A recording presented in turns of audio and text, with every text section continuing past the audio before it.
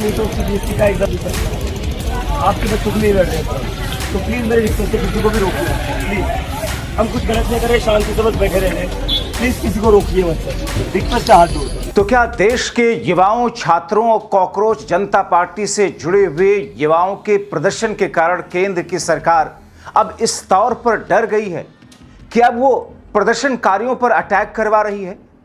आखिर भारतीय जनता पार्टी, सत्ता, सरकार, पुलिस प्रशासन की मर्जी के बिना वो कौन से अंधभक्त थे जो झुंड में पहुंच गए जंतर मंतर पर और प्रदर्शनकारियों पर अटैक कर दिया, उनके सिर फाड़ दिए? आखिर धर्मेंद्र प्रधान इन प्रदर्शनकारियों को ही उल्टा आतंकी क्यों बता रहे हैं? लेकिन उसके जवाब में अभिजीत दीपिके और उनके लोगों ने जिस तरीके से धर्मेंद्र प्रधान को घेरा, उसकी वजह से कैसा बवाल मचा, विस्तार से आपको सब कुछ बताते हैं। दोस्तों, स्वागत है आप सभी का। आप देख रहे हैं द राजनीति का विशेष सेगमेंट खबर और विश्लेषण। मैं हूं जबार खान। थोड़ी देर पहले यहाँ पर कुछ गंदे लोग आए थे, लेकिन अंधभक्त आए थे। दोस्तों, जंतर मंतर पर क्या हुआ, कैसे भाजपाई संघी अंधभक्तों का झुंड वहां पहुंचा और उन्होंने प्रदर्शनकारियों पर अटैक कर दिया, सिर फाड़े, घेर लिया। और यही वो बिंदु है जो युवाओं के लिए पहले स्टेज की जीत जैसा है और सरकार के हार और बौखलाहट और डर, क्योंकि जब उसे डर लगता है तब बल का प्रयोग करके ऐसे आंदोलनों को खत्म करने की कोशिश की जाती है। कई सारे नारे लोग लगाते हैं कि जब फलाने डरता है पुलिस फोर्स भेजता है। खैर दोस्तों, मैं आपको इस पीड़ित लड़की का, जिसका बयान आपने सुना, और ऐसे दूसरे पीड़िताओं का बयान आपको सुनवाऊंगा कि कैसे उन पर भक्तों को भेजकर अटैक कराया गया। मगर उससे पहले आपको बताऊं कि शिक्षा मंत्री धर्मेंद्र प्रधान की नाकामियों के कारण उनको हटाए जाने के बजाय धर्मेंद्र प्रधान मानो प्रदर्शनकारियों को ही निशाने पर ले रहे हैं। प्रदर्शनकारियों को आतंकी कहलवाया जा रहा है। और कौन ये कह रहा है? खुद शिक्षा मंत्री धर्मेंद्र प्रधान। एक इंटरव्यू में धर्मेंद्र प्रधान ने क्या कहा कि ये प्रदर्शनकारी आतंकी मानसिकता के हैं। दरअसल एक बड़े मीडिया हाउस को उन्होंने एक इंटरव्यू दिया और कहा कि इनकी क्या बात करें, ये लोग तो आतंकी मानसिकता के हैं, इनके दबाव बनाने से क्या होगा? सरकार को पता है कि क्या करना है, क्या सही है, क्या नहीं सही है। जाहिर है शिक्षा मंत्री धर्मेंद्र प्रधान, जो पहले से छात्रों, युवाओं का भविष्य बर्बाद करते आ रहे हैं, मगर उनके खिलाफ आवाज और इस्तीफे की मांग करने वाले छात्रों को ये उल्टा आतंकी मानसिकता का बता रहे हैं। तभी कॉकरोच पार्टी के मुखिया ने धर्मेंद्र प्रधान पर प्रहार करते हुए तीखा हमला किया। शिक्षा मंत्री धर्मेंद्र प्रधान के आतंकी वाले बयान पर पलटवार करते हुए धर्मेंद्र प्रधान को ही आतंकी बता दिया। क्या कहा कॉकरोच पार्टी के मुखिया ने? शिक्षा मंत्री धर्मेंद्र प्रधान के हाथ 17 स्टूडेंट के खून से रंगे हैं। सीजेपी पिछले 4 दिनों से जंतर मंतर पर प्रोटेस्ट कर रही है। वो सिस्टम में गड़बड़ियों को लेकर धर्मेंद्र प्रधान के इस्तीफे की मांग कर रहे हैं। अब दोस्तों, आपको सुना देता हूं कि मंच से कैसे धर्मेंद्र प्रधान और मोदी पर अभिजीत गरजे। पहले 700 किसानों की जान ले ली और अब हमारे लोगों पर अटैक करा रहे हो, ऊपर से हमें आतंकी बता रहे हो। आप हैं आतंकी, जैसे आतंकी मानसिकता वाले।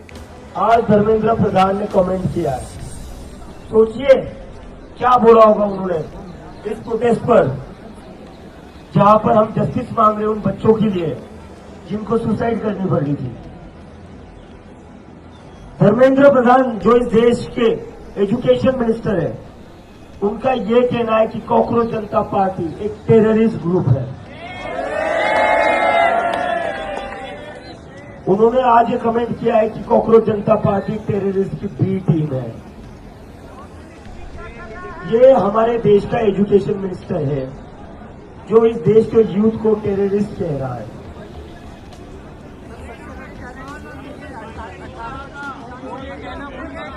मैं धर्मेंद्र प्रधान को कहना चाहता हूं, टेररिस्ट वो होता है जिसकी वजह से लोगों की मौत होती है। तुम्हारे वजह से बच्चों की मौत हुई है। You are the reason for the death of more than 16 students who had to commit suicide. So sir, we are not terrorists. We are not terrorists, sir. और हमें देशभक्ति का, पैट्रियोटिज्म का सर्टिफिकेट तुम जैसे लोगों से नहीं चाहिए जो खुद मासूम बच्चों की मौत के जिम्मेदार हो। मगर दोस्तों, इन सब के बीच में कैसे प्रदर्शनकारियों पर अटैक कराए जा रहे हैं? जाहिर है ये सत्ता पुलिस प्रशासन की मर्जी के बिना तो संभव नहीं, मगर जिस अंदाज में अटैक कराए जा रहे हैं उसे हंगामा मचा है। सुनिए रोते हुए पीड़ितों के ये बयान।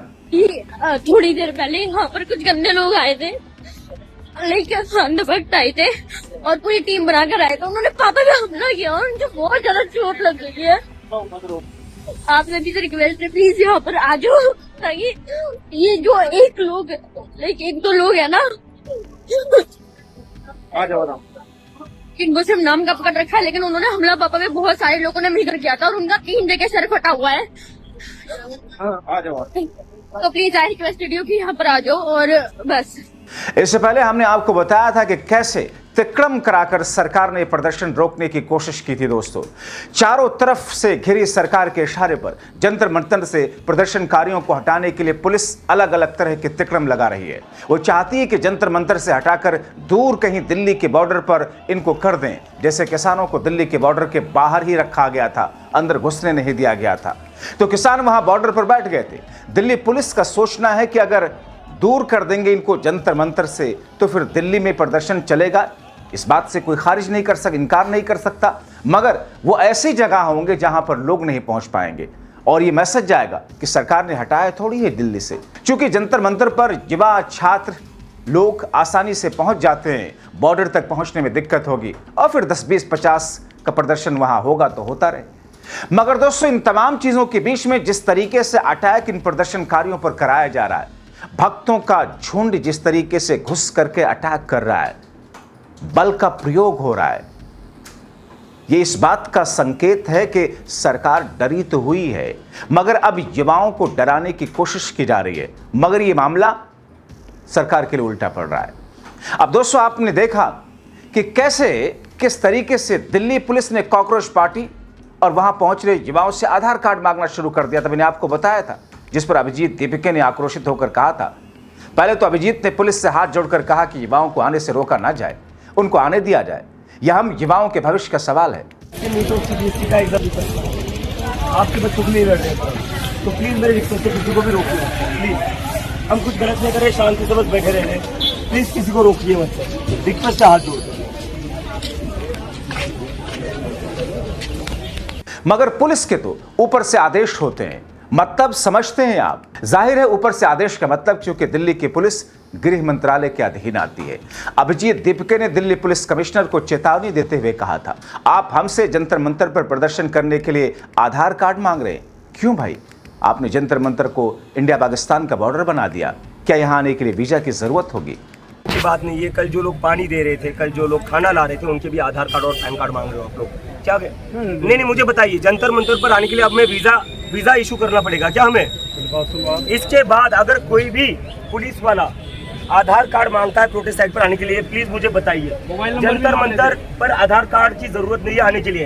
इस देश के नागरिक है सारे, बहुत सारे लोगों को, कल से मैं सुन रहा हूँ आधार कार्ड चेक किया जा रहा है लोगों का। झूठी बातें नहीं है सर, झूठी बातें नहीं है, झूठी बातें। आगे आइए। स्पेशल मैंने अपनी फोटो निकाली है, फोटो में पुलिस वालों ने चेक किया। मैंने कहा फोन इतने सारे हो गए, कोई बात है सर? ये आपका लड़का जो है सर, हालांकि दोस्तों बाद में पुलिस ने यह कहा कि साहब नहीं, अब वहां पर आधार कार्ड नहीं मांगे जा रहे, इस किस्म की भ्रामक खबरें थीं। मगर दोस्तों, इन तमाम चीजों के बीच में कभी पुलिस ने वहां का पानी बंद करवा करके, कभी परेशान कर, और अब भक्तों के झुंड को वहां भेज करके अटैक करवाया जाना बहुत कुछ कहता है। पानी रोकने का और लाइट बंद करने का ऑर्डर किसने दिया है? मैं उनसे रिक्वेस्ट कर लेता हूँ। मैं समझता हूँ आप लोग उनके अगेंस्ट नहीं जा सकते। मैं समझता हूँ आप लोग उनके ऑर्डर को बाईपास नहीं कर सकते। आप मुझे बस नाम बता दीजिए, क्या प्राइम मिनिस्टर ने बोला है पानी बंद करने के लिए? क्या प्राइम मिनिस्टर ने बोला है लाइट बंद करने के लिए? क्या होम मिनिस्टर ने बोला है पानी और लाइट बंद करने के लिए? आप मुझे बता दीजिए, मैं उनसे रिक्वेस्ट कर लूंगा। आप पर कोई डिफिकल्टी नहीं आने दूंगा सर, आपकी ड्यूटी नहीं जाएगी, मेरी जिम्मेदारी है। मैं उनसे रिक्वेस्ट कर लूंगा, बस नाम बता दीजिए, क्या प्राइम मिनिस्टर है, या होम मिनिस्टर है, या एजुकेशन मिनिस्टर है, या दिल्ली की चीफ मिनिस्टर है? नाम बता दीजिए सर।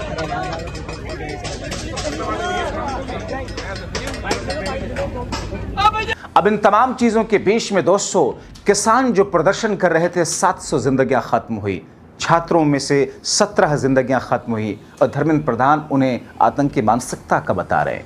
ये तय करना है आपको, क्या अपने देश के भविष्य के लिए, छात्रों और शिक्षा विभाग के लिए, शिक्षा के लिए किस शख्स को कुर्सी पर बिठा रखा है? अपनी राय जरूर लिखें। नहीं तो CBSE का एग्जाम निकल रहा है, आपके बच्चों को नहीं लड़ रहे तो प्लीज मेरे रिक्वेस्ट है, किसी को भी रोकिए प्लीज। हम कुछ गलत नहीं करें, शांति से बस बैठे रहे, प्लीज किसी को रोकिए मत, रिक्वेस्ट है हाथ जोड़।